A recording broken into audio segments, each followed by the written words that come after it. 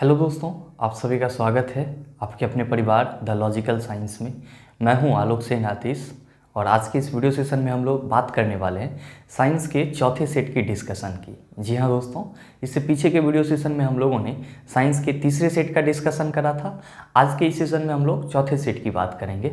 और हाँ, आपकी जानकारी के लिए मैं बता दूं कि ये साइंस सेट का PDF आपको कहाँ से मिलेगा, तो ये हमारे टेलीग्राम ग्रुप से मिलेगा, जिसका लिंक मैंने नीचे डिस्क्रिप्शन में डाल दिया है। आप चाहें तो जा करके चेक कर सकते हैं। फिलहाल आइए बिना समय को गंवाए हुए चलते हैं अपने पहले क्वेश्चन की तरफ। आपका जो पहला क्वेश्चन है आज के इस सेशन का, क्वेश्चन नंबर 1, आपसे क्या पूछा जा रहा है?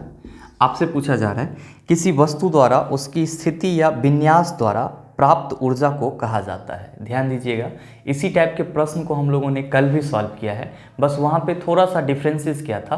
तो आपसे कल के क्वेश्चन में ये पूछा जा रहा था कि किसी वस्तु के स्थिति या आकार के चलते जो ऊर्जा उत्पन्न होती है उसको हम लोग क्या कहते हैं। और यहाँ पे आपसे पूछ लिया गया है कि किसी वस्तु द्वारा उसकी स्थिति या विन्यास द्वारा प्राप्त ऊर्जा को क्या कहते हैं। आप कहेंगे सर दोनों का आंसर सेम होगा, मतलब कि आज के इस क्वेश्चन का भी सही आंसर क्या होगा सर, स्थितिज ऊर्जा ही होगा। तो आपके इस क्वेश्चन का सही आंसर क्या हो जाएगा सर, ऑप्शन नंबर सी हो जाएगा।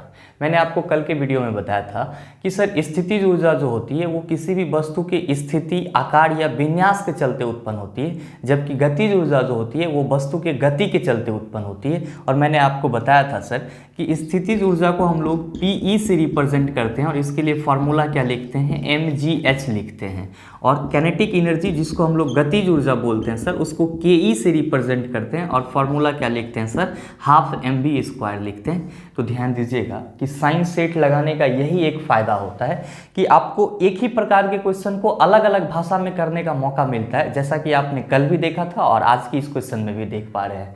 तो ज़रूर आप कोशिश कीजिएगा कि एक सेट तो आप पर डे करें, ताकि आपका जो कॉन्फिडेंट लेवल है वो ज़्यादा से ज़्यादा इंक्रीज हो पाए और आप एग्जाम में सटीक आंसर करके आ पाएँ।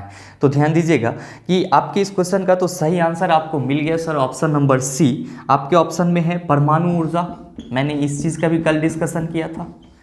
ये एटॉमिक एनर्जी क्या होती है, तो हम लोग कहते हैं सर कि किसी परमाणु के नाभिक के जुटने और विखंडित होने से जो ऊर्जा निकलती है, ध्यान दीजिएगा एक बार फिर से, कि किसी परमाणु के नाभिक के जुटने से या विखंडित होने से जो ऊर्जा निकलती है उसी को हम लोग क्या कहते हैं, परमाणु ऊर्जा कहते हैं। और आपके ऑप्शन में विद्युत ऊर्जा भी है, तो आप सभी समझ रहे हैं कि इलेक्ट्रिसिटी से जो ऊर्जा निकलती है उसी को हम लोग क्या कहते हैं, विद्युत ऊर्जा कहते हैं। तो उम्मीद करते हैं आप चीज़ों को समझ पाए होंगे। चलते हैं अगले क्वेश्चन की तरफ। आपका जो अगला क्वेश्चन है, क्वेश्चन नंबर 2, आपसे क्या पूछा जा रहा है? आपसे पूछा जा रहा है कि गुरुत्व बल डैश के बीच आकर्षण बल द्वारा परिभाषित होता है। आपका ऑप्शन है 2 आवेश, 2 द्रव्यमानों, 2 चुंबकों, एकाधिक द्रव्यमानों। क्वेश्चन एक बार फिर से पढ़िएगा। आपसे पूछा जा रहा है गुरुत्व बल यानी कि गुरुत्वाकर्षण बल डैश के बीच आकर्षण बल द्वारा परिभाषित होता है। आप सभी कहेंगे सर गुरुत्वाकर्षण बल 2 द्रव्यमान युक्त ऑब्जेक्ट के बीच में लगता है। यानी कि हम लोग क्या कहते हैं कि जब 2 द्रव्यमान युक्त ऑब्जेक्ट एक दूसरे से r डिस्टेंस पर रखा हुआ हो, 2 मासेबल ऑब्जेक्ट एक दूसरे से r डिस्टेंस पर रखा हुआ हो, तो इसके बीच में जो गुरुत्वाकर्षण बल लगता है वो कितना होता है, तो sir F = G m1 × m2/r² होता है। सर इसी को हम लोग क्या कहते हैं, गुरुत्वाकर्षण बल कहते हैं। और आप देख रहे हैं कि ये किसके किसके बीच लग रहा है, तो सर m1 और m2 के बीच। और ये m1 और m2 क्या है सर, तो 2 द्रव्यमान युक्त ऑब्जेक्ट है। 2 द्रव्यमान युक्त क्या है सर, ऑब्जेक्ट है। तो ध्यान दीजिए, आपसे क्वेश्चन क्या पूछा जा रहा है, आपसे क्वेश्चन पूछा जा रहा है कि गुरुत्व बल यानी कि गुरुत्वाकर्षण बल डैश के बीच आकर्षण बल द्वारा परिभाषित होता है।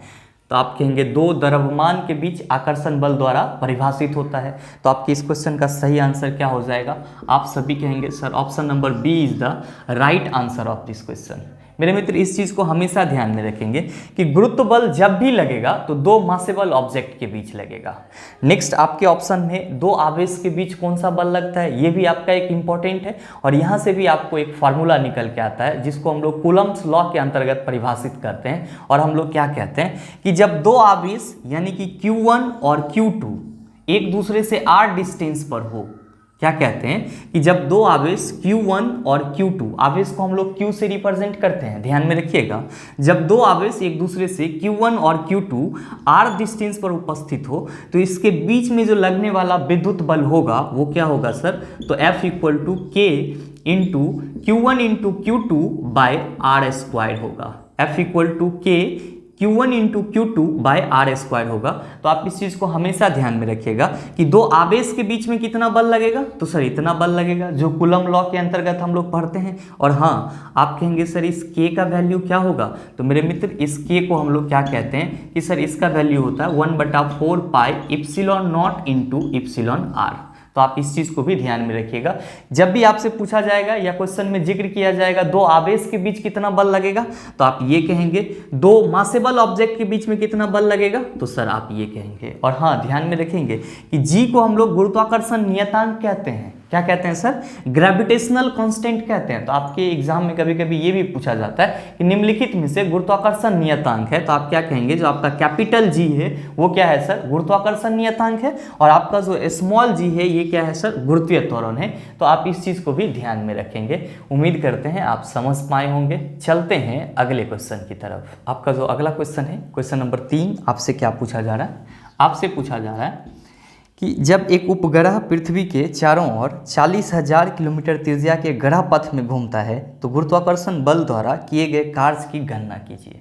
आपसे क्वेश्चन पूछा जा रहा है कि कोई आपका उपग्रह है जो पृथ्वी के चारों ओर 40,000 किलोमीटर त्रिज्या वाले ग्रह पथ में घूम रहा है, तो आपको बताना है कि गुरुत्वाकर्षण बल के द्वारा किया गया कार्य कितना होगा। तो थोड़ा सा ध्यान दीजिएगा बोर्ड पे। मान लीजिए कि ये आपका क्या है, पृथ्वी है, ये आपका क्या है सर, अर्थ है, और इसी अर्थ के चारों ओर वृत्ताकार पाथ में, यानी कि जिसको हम लोग ग्रह पथ बोलते हैं, उसमें आपका कोई उपग्रह जो है वो घूम रहा है। ये मान लीजिए कि आपका उपग्रह है, सैटेलाइट है, वो घूम रहा है, और इस ग्रह पथ की त्रिज्या क्वेश्चन में कितना दिया हुआ है, तो सर 40,000 किलोमीटर दिया हुआ है। अब इसी 40,000 किलोमीटर ग्रह पथ में ये आपका उपग्रह पृथ्वी के चारों ओर घूम रहा है। जैसा आप ये बताओ कि ये उपग्रह एक कंप्लीट चक्कर पृथ्वी का कैसे लगाएगा, तो आप कहेंगे सर ये यहाँ से चलेगा और फिर से यहाँ पे पहुँच जाएगा, ये पूरा एक चक्कर लगा लेगा। अगर दूसरा चक्कर लगाना होगा तो सर ये फिर से यहाँ से चलेगा और फिर से यहाँ पे पहुँच जाएगा, तो हम कहेंगे दूसरा चक्कर लगा लिया। मेरे मित्र ये उपग्रह का क्या है, तो आप सभी कहेंगे सर ये प्रारंभिक बिंदु है। ये क्या है, प्रारंभिक बिंदु है। मतलब क्या कि उपग्रह प्रारंभिक बिंदु से चल रहा है और फिर से पृथ्वी के चारों ओर घूम करके अपने प्रारंभिक बिंदु पर ही पहुंच जा रहा है। तो जरा सा ये बताओ कि उपग्रह का विस्थापन कितना होगा, इस उपग्रह का विस्थापन डिस्प्लेसमेंट कितना होगा। आप कहेंगे कैसी बात कर रहे हैं सर, जब भी कोई वस्तु अपने प्रारंभिक स्थिति से चलती है और पुनः अपने प्रारंभिक स्थिति पर ही पहुंच जाती है तो उसके द्वारा तय किया गया विस्थापन तो सर 0 होता है। मतलब कि ये उपग्रह यहाँ से चलना प्रारंभ करता है और फिर से ये यहीं पे पहुंच जाता है, तो उपग्रह का विस्थापन कितना हो गया सर, 0 हो गया। मेरे भाई आपसे पूछा जा रहा है कि गुरुत्वाकर्षण बल के द्वारा इस पे किया गया कार्य कितना होगा जब ये उपग्रह पृथ्वी के चारों ओर 40,000 किलोमीटर त्रिज्या वाले ग्रह पथ में घूमेगा। तो आप सभी कहेंगे कि सर W इक्वल्स टू तो Fs होता है। W इक्वल्स टू क्या होता है, Fs होता है। लेकिन ध्यान दीजिएगा यहाँ पे आप क्या कह रहे हैं कि सर ये उपग्रह जो है ये प्रारंभिक बिंदु से चल रही है और एक पूरा चक्कर लगा करके फिर से अपने प्रारंभिक बिंदु पे आ जा रही है, इसीलिए टोटल विस्थापन कितना कवर कर रही है सर, 0। तो हम यहाँ पे लिखे हैं W इक्वल्स टू Fs, तो F गुना 0। आप बताओ कि आपका कार्य कितना होगा। आप सभी कहेंगे सर 0 जूल हो जाएगा। कितना हो जाएगा सर, 0 जूल हो जाएगा। तो बताइए इस क्वेश्चन में कंसेप्ट के अलावा कहीं पे आपको कैलकुलेशन दिख रहा है? आप कहेंगे कहीं पे भी नहीं दिख रहा है। तो जब भी आपको इस टाइप का क्वेश्चन मिलेगा तो आप हमेशा ध्यान में रखना कि उपग्रह की विस्थापन क्या होती है सर, 0 होती है। क्यों होती है, क्योंकि जब वो एक पूरा चक्कर लगाता है तो अपने प्रारंभिक बिंदु से चलता है और फिर से वहीं पे पहुंच जाता है, तभी हम कहते हैं कि वो एक पूरा चक्कर लगाया। और आपको मालूम है कि प्रारंभिक बिंदु से कोई अगर चले और फिर से वो प्रारंभिक बिंदु पर ही पहुंच जाए तो उसके द्वारा तय की गई विस्थापन क्या होती है सर, 0 होती है। तो आप बताओ कि गुरुत्वाकर्षण बल के द्वारा किया गया कार्य कितना होगा। आप सभी कहेंगे सर 0 जूल हो जाएगा। तो आपके इस क्वेश्चन का सही आंसर सर, आप कहेंगे sir option number A is the right answer of this question. Option number A is the right answer of this question. मेरे मित्र ध्यान में रखेंगे कि ये उपग्रह जिस वेग से पृथ्वी के चारों ओर चक्कर लगाता है, ये उपग्रह जिस वेग से पृथ्वी के चारों ओर चक्कर लगाता है उसको हम लोग क्या बोलते हैं? तो सर उसको हम लोग उपग्रह का कक्षीय वेग बोलते हैं। क्या बोलते हैं? कक्षीय वेग बोलते हैं, जिसको इंग्लिश में हम लोग ऑर्बिटल वेलोसिटी कहते हैं। और आपके एग्जाम में कभी कभी ऑर्बिटल वेलोसिटी का फॉर्मूला पूछ लिया जाता है और आप लोग अकबकाना शुरू हो जाते हैं कि भाई ऑर्बिटल वेलोसिटी तो एक नया चिड़िया का नाम है। ऐसा कुछ भी नहीं है मेरे मित्र, ध्यान दीजिएगा यहाँ पे कि जब ये उपग्रह इस वृत्ताकार मार्ग में घूमेगा तो जाहिर सी बात है कि जब ये वृत्ताकार मार्ग में घूम रहा है तो अपने वेग को यानी कि अपने कक्षीय वेग को संतुलित रखने के लिए ये केंद्र की ओर एक बल लगा रहा होगा। सर उसी बल को हम लोग क्या कहते हैं? अभिकेंद्रीय बल कहते हैं, क्योंकि आप सभी जानते हैं कि वृत्त पर अगर कोई वस्तु घूम रही है या वृत्ताकार मार्ग पर अगर कोई वस्तु चल रही है तो उस वस्तु के द्वारा कि वृत्त के केंद्र की ओर एक बल लगाया जाता है, जिसको हम लोग क्या कहते हैं? अभिकेंद्रीय बल कहते हैं। और आप हमेशा ध्यान में रखेंगे कि उपग्रह का जो अभिकेंद्रीय बल होता है वो पृथ्वी के गुरुत्वाकर्षण बल के बराबर होता है। आप हमेशा इस चीज को नोट डाउन करके रखेंगे कि उपग्रह का जो अभिकेंद्रीय बल होता है वो पृथ्वी के गुरुत्वाकर्षण बल के बराबर होता है। तो आप कहेंगे सर कक्षीय वेग का फॉर्मूला क्या होता है? तो मेरे मित्र कक्षीय वेग को हम लोग VO से रिप्रेजेंट करते हैं। और आप अभी कह रहे हैं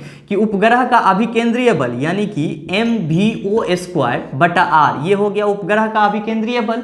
ये किसके बराबर है? तो सर Gm1 × m2/r² के बराबर है। यानी कि उपग्रह का जो अभिकेंद्रीय बल होता है वो पृथ्वी के गुरुत्वाकर्षण बल के बराबर होता है। आप देखो ये r से ये स्क्वायर कैंसिल हो जाएगा, ये m से आपका ये m कैंसिल हो जाएगा।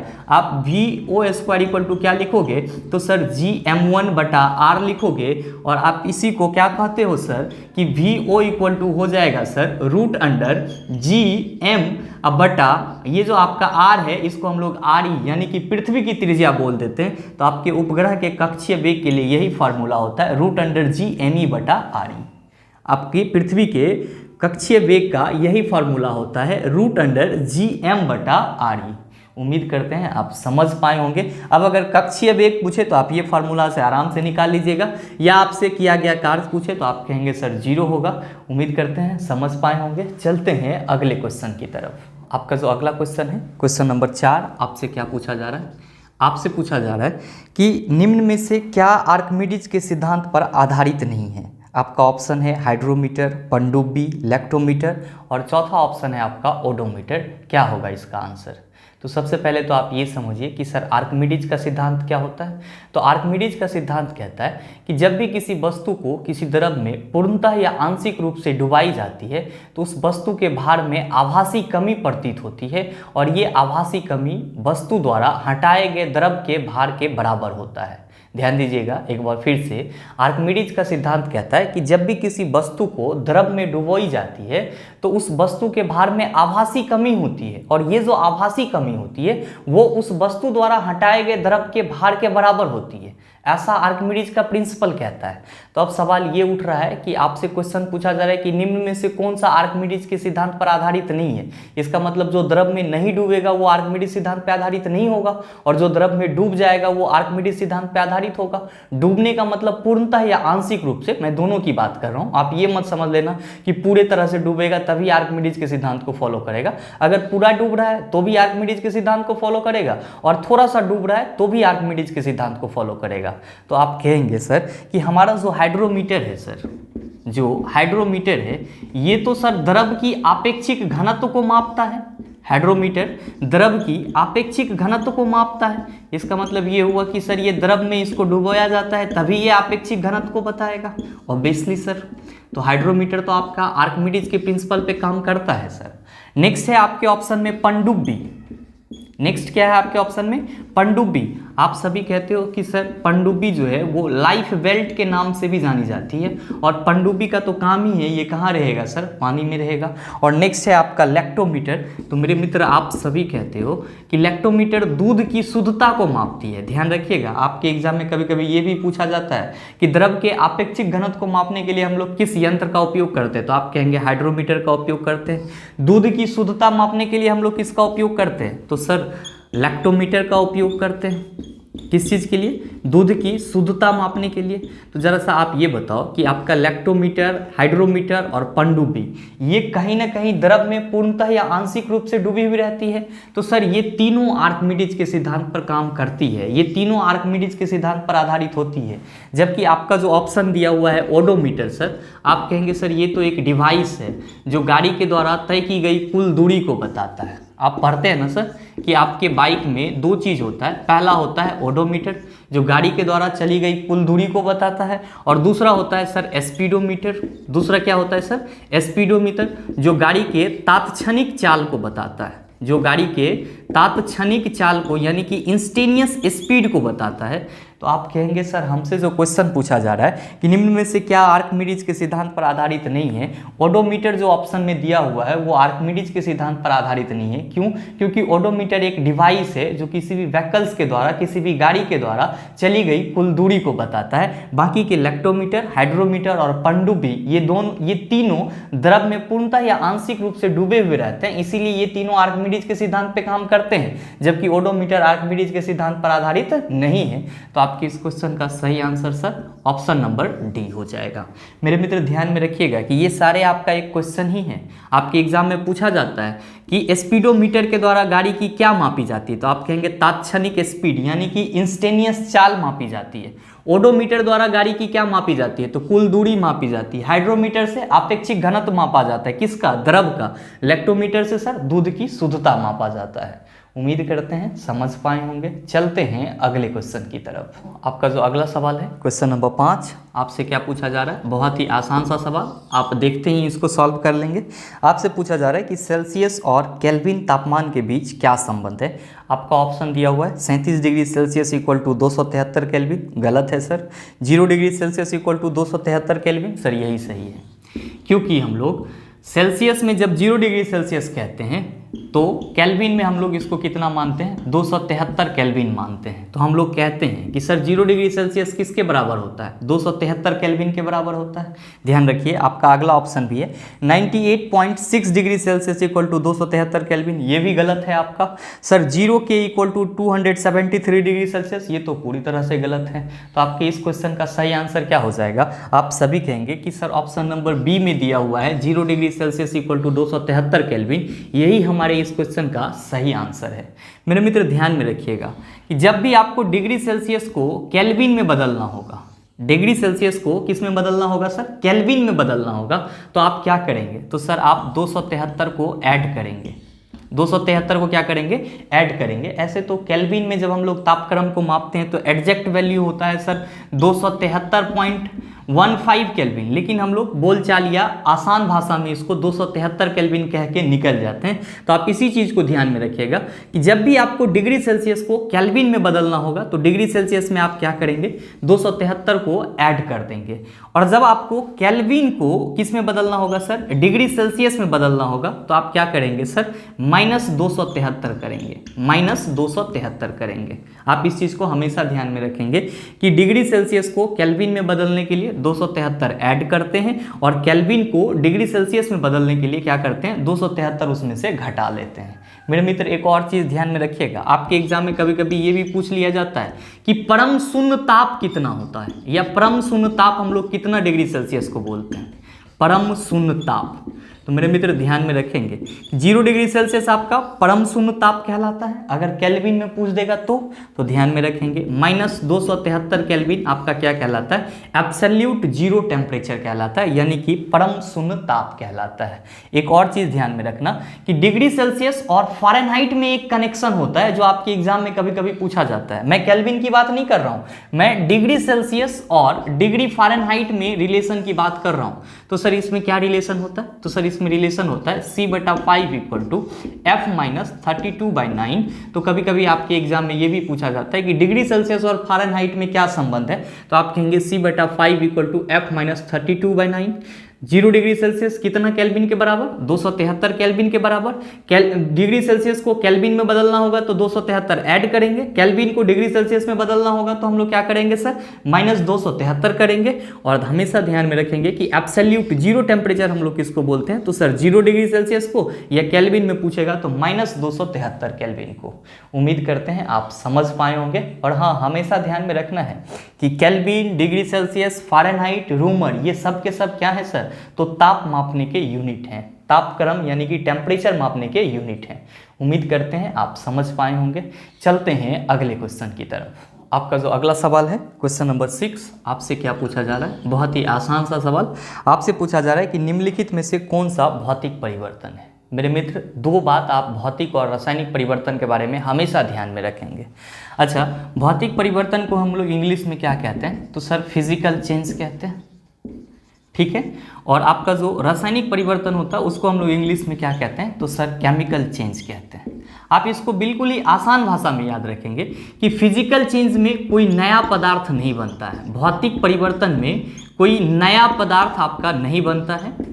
और जो आपका पदार्थ भौतिक परिवर्तन के फलस्वरूप बनता है उसमें आप उसको फिर से ओरिजिनल स्टेट में ला सकते हैं, ओरिजिनल स्टेट में यानी कि उसकी जो मूल अवस्था है उसमें आप ला सकते हैं। तो आप इस चीज़ को हमेशा ध्यान में रखेंगे कि भौतिक परिवर्तन में कोई भी नया पदार्थ नहीं बनता है, और जो परिवर्तन होता है उसको फिर से ओरिजिनल स्टेट में लाया जा सकता है।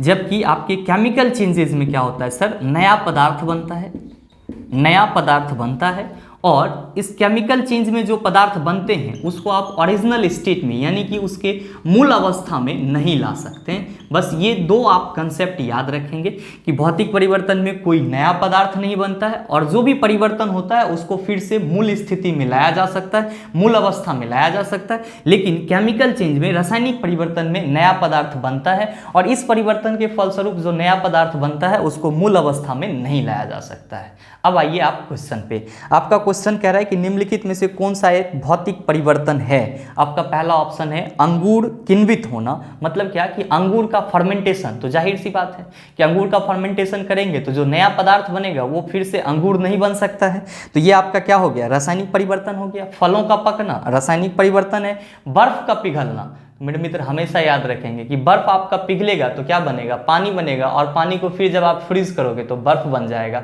मतलब ये हुआ कि बर्फ का पिघलना जो है वो किसका उदाहरण है सर, तो भौतिक परिवर्तन का उदाहरण है। और आपके क्वेश्चन में यही चीज पूछा जा रहा है कि निम्न में से कौन सा भौतिक परिवर्तन है, तो आप कहेंगे कि sir option number C is the right answer of this question, क्योंकि हमारे इस ऑप्शन में बस और बस बर्फ का पिघलना ही क्या है, भौतिक परिवर्तन है। जबकि आपका जो लास्ट ऑप्शन है दूध से दही जमना, तो आज तक कोई भी दही से फिर दूध को नहीं बना पाया है। तो आप सभी समझेंगे कि दूध से दही का बनना रासायनिक परिवर्तन है। उम्मीद करते हैं आप समझ पाए होंगे। चलते हैं अगले क्वेश्चन की तरफ। आपका जो अगला क्वेश्चन है क्वेश्चन नंबर 7, आपसे क्या पूछा जा रहा है, आपसे पूछा जा रहा है कि परमाणु का नाभिक मॉडल पहली बार किसके द्वारा खोजा गया था। आपका ऑप्शन है अर्नेस्ट रदरफोर्ड, दूसरा ऑप्शन है दामित्री मेंडलीफ, तीसरा ऑप्शन है नील बोर, और चौथा ऑप्शन है आपका लुई पास्चर। आपको बताना है कि परमाणु का नाभिक मॉडल सबसे पहले किसने खोजा था, नाभिक मॉडल सबसे पहले किसने खोजा था। तो मेरे मित्र ध्यान में रखेंगे कि ये आपका जो क्वेश्चन है ये 2 टाइप से पूछा जा सकता है। पहला तो आप यहाँ पे देख रहे हैं कि आपसे पूछा जा रहा है कि परमाणु का नाभिक मॉडल सबसे पहले किसने खोजा, तो आप हमेशा कहेंगे सर रदरफोर्ड ने खोजा। और ध्यान में रखेंगे रदरफोर्ड को नाभिकीय भौतिकी का जनक भी बोला जाता है। क्यों? क्योंकि रदरफोर्ड ही पहले ऐसे व्यक्ति थे जिन्होंने परमाणु के अंदर नाभिक का खोज करा था। रदरफोर्ड ही पहले ऐसे व्यक्ति थे जिन्होंने परमाणु के अंदर नाभिक का खोज करा था, और इसके बेस पे उन्होंने अपना एक पोस्टुलेट दिया था, अपना एक अवधारणा दी थी, जिसको हम लोग रदरफोर्ड का परमाणु मॉडल कहते हैं, या रदरफोर्ड के परमाणु मॉडल को हम लोग रदरफोर्ड का परमाणु नाभिक मॉडल के नाम से भी जानते हैं। तो आपसे जो क्वेश्चन पूछा जा रहा है कि परमाणु के नाभिक मॉडल का सर्वप्रथम खोज किसने किया, तो आप क्या कहेंगे, रदरफोर्ड ने किया। आपसे अगर ये क्वेश्चन पूछा जाता है कि परमाणु के नाभिक का खोज किसने किया, तो भी आप क्या नाम लेते सर, रदरफोर्ड का नाम लेते। नाभिकीय भौतिकी के जनक कौन है, तो भी आप किसका नाम लेते सर, रदरफोर्ड का नाम लेते। आप कहेंगे कि सर आपने बोला ये चीज 2 टाइप से पूछा जा सकता है, तो दूसरा टाइप क्या होगा, आपका एक टाइप ये हो सकता है कि परमाणु के मॉडल को सबसे पहले सबसे पहले किसने प्रस्तावित किया, किसने प्रस्तावित किया, तब आप क्या कहेंगे? आप सभी कहेंगे सर रदरफोर्ड ने ही किया। गलत हो जाएगा। आपसे पूछा जा रहा है कि परमाणु के मॉडल को, ना कि परमाणु के नाभिक मॉडल को। तो जब भी आपसे ये पूछा जाए कि परमाणु के मॉडल को सबसे पहले किसने प्रस्तावित किया, तो आप कहेंगे सर थॉमसन नामक वैज्ञानिक ने सबसे पहले परमाणु के मॉडल का एक स्वरूप प्रदान किया था। जब थॉमसन का मॉडल फेल हो गया था तब रदरफोर्ड आए और रदरफोर्ड ने अपने अल्फा पार्टिकल स्कैटरिंग एक्सपेरिमेंट के थ्रू परमाणु के नाभिक का खोज करा और उसके बाद इन्होंने जो अपना पोस्टुलेट दिया तब इसके पोस्टुलेट को परमाणु का नाभिक मॉडल बोला गया। मेरे मित्र ध्यान में रखना कि रदरफोर्ड भी अपने नाभिकीय मॉडल में सही से परमाणु के स्ट्रक्चर को एक्सप्लेन नहीं कर पाए थे। तब कौन आए थे? तो सर तब नील बोर आए थे। तो आप इस चीज को भी ध्यान में रखेंगे कि परमाणु के मॉडल को सबसे पहले किसने प्रस्तावित किया, तो थॉमसन ने। परमाणु के नाभिकीय मॉडल को किसने प्रस्तावित किया, तो रदरफोर्ड ने। जब रदरफोर्ड का परमाणु मॉडल फेल हो गया तब कौन आए थे सर? नील बोर आए थे। और नील बोर ने ब्यूरी नामक वैज्ञानिक के साथ मिलकर के बोर ब्यूरी योजना का भी प्रतिपादन किया था। आप इस चीज को भी ध्यान में रखेंगे। तो आपके इस क्वेश्चन का सही आंसर क्या हो जाएगा? आप सभी कहेंगे sir option number A is the right answer of this question. क्यों? क्योंकि हमसे पूछा जा रहा है कि परमाणु के नाभिक मॉडल को सबसे पहले किसने खोजा था, इसीलिए। अगर पूछा जाता परमाणु के मॉडल को सबसे पहले किसने प्रस्तावित किया था, तो थॉमसन ने। मेरे मित्र आपके ऑप्शन में दामित्री मेंडलीफ भी है। तो ये चीज आप हमेशा ध्यान में रखेंगे कि दामित्री मेंडलीफ ऐसे पहले वैज्ञानिक थे जिन्होंने सबसे पहले तत्वों का आवर्ती वर्गीकरण किया या तत्वों को आवर्त सारणी में सजाया। या आप ये भी कह सकते हैं कि सबसे पहले पीरियोडिक टेबल बनाने वाले वैज्ञानिक कौन थे, तो दामित्री मेंडलीफ थे। लुई पास्चर ने पास्चुराइजेशन का खोज किया था। किसका खोज किया था? पास्चुराइजेशन का। उम्मीद करते हैं आप चीजों को समझ पाए होंगे। चलते हैं अगले क्वेश्चन की तरफ। आपका जो अगला क्वेश्चन है क्वेश्चन नंबर 8, आपसे क्या पूछा जा रहा है? आपसे पूछा जा रहा है कि किसी तत्व का परमाणु क्रमांक नाभिक में मौजूद डैश की संख्या के बराबर होता है। आपसे क्वेश्चन पूछा जा रहा है कि किसी तत्व का परमाणु क्रमांक नाभिक में मौजूद डैश की संख्या के बराबर होता है। आपका ऑप्शन दिया हुआ है इलेक्ट्रॉन और प्रोटॉन, दूसरा ऑप्शन दिया हुआ है न्यूट्रॉन, तीसरा ऑप्शन दिया हुआ है इलेक्ट्रॉन और चौथा ऑप्शन दिया हुआ है आपका प्रोटॉन। दो कंसेप्ट आप ध्यान रखिएगा इन सब टाइप के प्रश्नों को सॉल्व करने के लिए। पहला चीज क्या, आपसे क्वेश्चन पूछा जा रहा है कि परमाणु क्रमांक। तो आप हमेशा ध्यान में रखेंगे कि सर परमाणु क्रमांक को ही हम लोग क्या कहते हैं, परमाणु संख्या भी कहते हैं। और परमाणु संख्या को हम लोग किससे रिप्रेजेंट करते हैं, तो सर जेड से रिप्रेजेंट करते हैं। और क्या कहते हैं इसके बारे में, तो कहते हैं सर किसी तत्व के नाभिक में जितना प्रोटॉन उपस्थित होता है वही उस तत्व की क्या कहलाती है सर, परमाणु संख्या कहलाती है। इसका मतलब ये हुआ कि जेड इक्वल टू आप प्रोटॉन की संख्या लिख सकते हैं। जेड इक्वल टू आप क्या लिख सकते हैं, प्रोटॉन की संख्या लिख सकते हैं। मेरे मित्र आप ये भी कहते हैं कि सर किसी परमाणु में जितना प्रोटॉन होता है उतना ही क्या होता है, इलेक्ट्रॉन होता है। क्यों? क्योंकि हम लोग कहते हैं कि परमाणु इलेक्ट्रिकली विद्युतता क्या होते हैं, उदासीन होते हैं। तो आपके मन में सवाल आएगा कि सर क्या हम लोग Z equals to P equals to E लिख सकते हैं? बिल्कुल लिख सकते हैं sir. Z equals to P equals to E बिल्कुल लिख सकते हैं। क्यों? क्योंकि परमाणु विद्युतता उदासीन होते हैं और जितना प्रोटॉन होगा उसमें उतना ही क्या होगा सर, इलेक्ट्रॉन भी होगा। अब बात कर लेते हैं सर परमाणु द्रव्यमान की। किसकी बात कर लेते हैं, परमाणु द्रव्यमान की। परमाणु द्रव्यमान को A से रिप्रेजेंट करते हैं और हम लोग कहते हैं कि किसी परमाणु के नाभिक में उपस्थित प्रोटॉन और न्यूट्रॉन की संख्या का जो योग होता है, प्रोटॉन और न्यूट्रॉन की संख्या का जो योग होता है वही उस तत्व की क्या कहलाता है, परमाणु द्रव्यमान कहलाता है। ध्यान में रखिएगा कि प्रोटॉन और न्यूट्रॉन के योग को हम लोग न्यूक्लियॉन भी कहते हैं। क्या कहते हैं, न्यूक्लियॉन भी कहते हैं। तो आपके एग्जाम में कभी कभी ये भी पूछा जाता है कि निम्नलिखित में से न्यूक्लियॉन कहलाता है, तो आप कहेंगे प्रोटॉन और न्यूट्रॉन का योग क्या कहलाता है, न्यूक्लियॉन कहलाता है। मेरे मित्र आपसे क्वेश्चन क्या पूछा जा रहा है, आपसे क्वेश्चन पूछा जा रहा है कि किसी तत्व का परमाणु क्रमांक नाभिक में मौजूद डैश की संख्या के बराबर होता है। ध्यान रखिएगा यहाँ पे आप कंफ्यूज करेंगे क्योंकि आप कह रहे हैं कि Z equal to P equals to E। आप में से बहुत सारे ऐसे होंगे जो इलेक्ट्रॉन और प्रोटॉन को टिक कर दिए होंगे, गलत हो जाएगा आंसर। क्यों? क्योंकि आपको कहा जा रहा है कि किसी तत्व का परमाणु क्रमांक नाभिक में मौजूद डैश की संख्या के बराबर होता है। भाई मेरे आपका ये परमाणु है और ये परमाणु का नाभिक है। आप सबों को मालूम है कि परमाणु के नाभिक में प्रोटॉन और न्यूट्रॉन रहता है, जबकि इलेक्ट्रॉन क्या करता है सर, कक्षा में चक्कर लगाते रहता है। जबकि इलेक्ट्रॉन क्या करता है सर, कक्षा में चक्कर लगाते रहता है।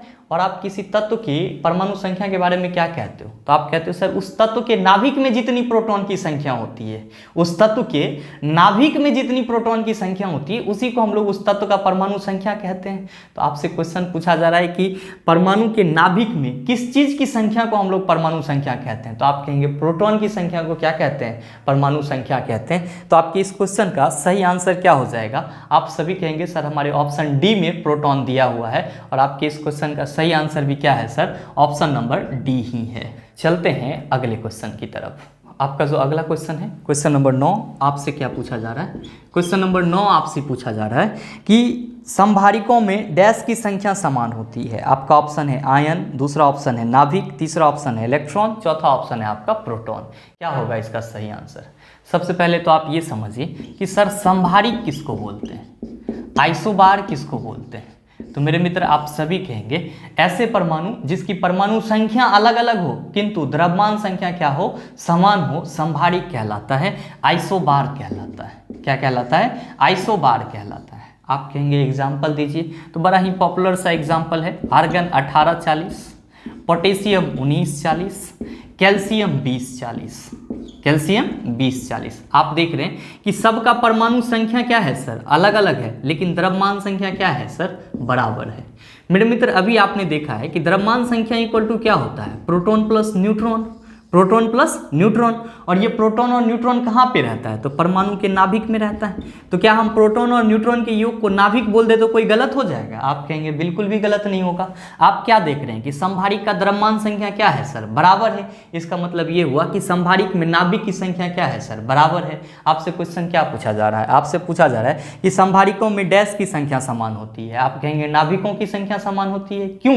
क्योंकि किसी भी परमाणु के नाभिक में प्रोटॉन और न्यूट्रॉन रहता है, और प्रोटॉन और न्यूट्रॉन के योग को परमाणु का द्रव्यमान संख्या कहते हैं, और संभारिक के जितने भी परमाणु होते हैं सबका द्रव्यमान संख्या क्या होता है? समान होता है। इसीलिए आपके इस क्वेश्चन का सही आंसर क्या हो जाएगा? आप सभी कहेंगे sir option number B is the right answer of this question. मेरे मित्र ध्यान में रखिएगा, अगर आपसे ये पूछ दिया जाता कि समस्थानिक में क्या चीज़ समान होता है, आइसोटॉप में क्या चीज़ समान होता है, तो पहले तो ये समझिए कि आइसोटॉप को आप डिफाइन कैसे करते हैं। तो आप कहते हैं सर कि ऐसे परमाणु जिसकी परमाणु संख्या क्या हो सर? समान हो, लेकिन द्रव्यमान संख्या अलग अलग हो। जैसे कि क्लोरीन 1735 और आपका क्लोरीन 1737.5 है। आप क्या देख रहे हैं कि इस क्लोरीन का परमाणु संख्या क्या है? समान है, लेकिन द्रव्यमान संख्या क्या है सर? भिन्न भिन्न है। आपसे पूछा जा रहा है कि समस्थानिकों में क्या बराबर होगी, तो मेरे मित्र आप कहते हो कि परमाणु संख्या प्रोटॉन की संख्या के बराबर होती है, और समस्थानिक जितने भी होते हैं उसके परमाणु संख्या बराबर होती है। इसका मतलब ये हुआ कि समस्थानिक में प्रोटॉन की संख्या क्या होती है? समान होती है। प्रोटॉन की संख्या क्या होती है सर? समान होती है। तो आप इस चीज को ध्यान में रखेंगे क्या कि संभारिक में नाभिक की संख्या समान होती है, यानी कि प्रोटॉन और न्यूट्रॉन की संख्या समान होती है, जबकि समस्थानिक में प्रोटॉन की संख्या समान होती है। उम्मीद करते हैं आप समझ पाए होंगे। चलते हैं अगले क्वेश्चन की तरफ। आपका जो अगला क्वेश्चन है, क्वेश्चन नंबर 10, आपसे क्या पूछा जा रहा है? क्वेश्चन नंबर 10 आपसे पूछा जा रहा है कि निम्नलिखित में से कौन सा एक रेडियो एक्टिव तत्व नहीं है? आपका ऑप्शन है प्लूटोनियम, टाइटेनियम, यूरेनियम और थोरियम। क्या होगा इसका सही आंसर? आप सभी कहेंगे सर टाइटेनियम जो है वो रेडियो एक्टिव एलिमेंट नहीं है। तो आपके इस क्वेश्चन का सही आंसर क्या हो जाएगा सर? ऑप्शन नंबर बी हो जाएगा। ध्यान में रखिएगा कि ये जो आपका टाइटेनियम है सर, ये जो आपका टाइटेनियम है, इसका मेल्टिंग पॉइंट कितना होता है? कभी कभी आपके एग्जाम में पूछा जाता है। तो आप कहेंगे 2000 डिग्री सेल्सियस। कितना होता है? 2000 डिग्री सेल्सियस। और ये टाइटेनियम आपका संक्रमण तत्व है। कौन सा है सर? संक्रमण धातु है, और ये आपके आवर्त सारणी में डी ब्लॉक में पाया जाता है। कहाँ पे पाया जाता है? डी ब्लॉक में पाया जाता है। और इसका उपयोग लौह और अलोह धातु के संशोधन में किया जाता है। लौह और अलोह धातु के संशोधन में किया जाता है। तो आप इस चीज को ध्यान में रखिएगा क्या कि टाइटेनियम का मेल्टिंग पॉइंट 2000 डिग्री सेल्सियस होता है, और इसका उपयोग लौह और अलोह धातु के संशोधन में किया जाता है। ये संक्रमण धातु है, और ये किस ब्लॉक में पाए जाएंगे आवर्त सारणी में? तो सर डी ब्लॉक में पाए जाएंगे। उम्मीद करते हैं आप समझ पाए होंगे। चलते हैं अगले क्वेश्चन की तरफ। आपका जो अगला क्वेश्चन है, क्वेश्चन नंबर 11, बहुत ही आसान सा सवाल, कल भी आपने देखा था इस चीज़ को। आपसे पूछा गया है कि डैश डीएनए का एक हिस्सा है जो एक प्रोटीन की जानकारी प्रदान करता है। मेरे मित्र, कल भी मैंने आपको बताया था कि जीन जो है आपका वो डीएनए का एक हिस्सा है जो प्रोटीन की जानकारी प्रदान करता है। ध्यान में रखिएगा, जीन को हम लोग हिंदी में वंश भी कहते हैं।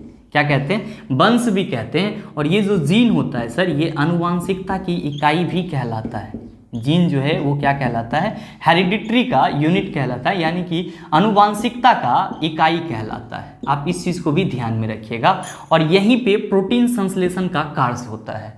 तो मेरे मित्र, आपसे जो सवाल पूछा जा रहा है कि डीएनए का एक हिस्सा जो एक प्रोटीन के लिए जानकारी प्रदान करता है, आपका ऑप्शन है गुणसूत्र, क्रोमोजोम। तो मैंने आपको कल बताया था कि क्रोमोजोम क्या होते हैं सर, तो ये क्रोमेटिन नेटवर्क के यानी कि क्रोमेटिन जालिका के टूटने फूटने से एक छोटी और मोटी संरचना में तब्दील हो जाती है, जिसको हम लोग गुणसूत्र बोलते हैं, क्रोमोजोम बोलते हैं। और आपको मैंने ये भी बताया था कि मानव में कुल कितने गुणसूत्र पाए जाते हैं? 46। जोड़ा में पूछे तो 23 जोड़ा। नाभिक, तो सर कोशिका में नाभिक नहीं होता है, कोशिका में केंद्रक होता है। और आपका जो लक्षण है ये भी नहीं है सर। और चौथा ऑप्शन आपका वंश है। तो जीन का हिंदी मैंने आपको क्या बताया? वंश। तो आपसे जो क्वेश्चन पूछा जा रहा है कि डैश डीएनए का एक हिस्सा है जो एक प्रोटीन के लिए जानकारी प्रदान करता है, आप क्या कहेंगे? वंश जो है डीएनए का एक हिस्सा है, जीन जो है डीएनए का एक हिस्सा है जो प्रोटीन के बारे में जानकारी प्रदान करता है। तो आपके इस क्वेश्चन का सही answer sir option number D हो जाएगा। क्या हो जाएगा? Option number D. उम्मीद करते हैं समझ पाए होंगे। चलते हैं अगले क्वेश्चन की तरफ। आपका जो अगला क्वेश्चन है, क्वेश्चन नंबर 12, आपसे क्या पूछा जा रहा है? क्वेश्चन नंबर 12 आपसे पूछा जा रहा है कि निम्नलिखित में से कौन सा जीव मोलस्का परिवार से संबंधित है? आपका पहला ऑप्शन है कॉकरोच। तो कॉकरोच तो आपका ऑर्थ्रोपोडा से संबंधित है, ऑर्थ्रोपोडा फैमिली से संबंधित है। आपका दूसरा है घोंघा। घोंघा मोलस्का फैमिली से संबंधित होता है। तो आपके इस क्वेश्चन का सही answer sir option number B हो जाएगा।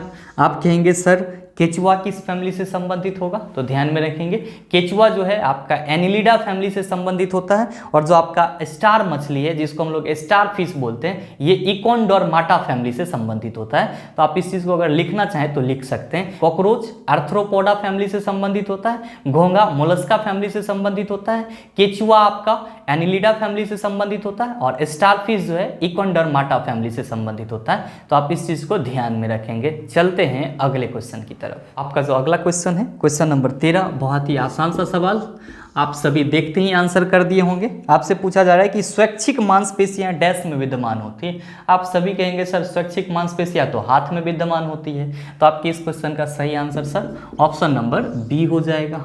चलते हैं अगले क्वेश्चन की तरफ। आपका जो अगला क्वेश्चन है, क्वेश्चन नंबर 14, आपसे क्या पूछा जा रहा है? आपसे पूछा जा रहा है कि गर्भ निरोधक गोलियों में डैश शामिल है। आप हमेशा ध्यान में रखेंगे कि जितने भी कॉन्ट्रासेप्टिव पिल्स हैं उन सब में प्रोजेस्टेरॉन और एस्ट्रोजन दोनों मिक्स होते हैं। तो आपके इस क्वेश्चन का सही आंसर क्या हो जाएगा? आप कहेंगे कि सर हमारे ऑप्शन में, पहले ऑप्शन में दिया हुआ है केवल प्रोजेस्टेरॉन, दूसरे ऑप्शन में दिया हुआ है केवल एस्ट्रोजन, और तीसरे ऑप्शन में दिया हुआ है सर प्रोजेस्टेरॉन और एस्ट्रोजन का गौण मिश्रण। तो आपके इस क्वेश्चन का सही आंसर ऑप्शन नंबर सी हो जाएगा।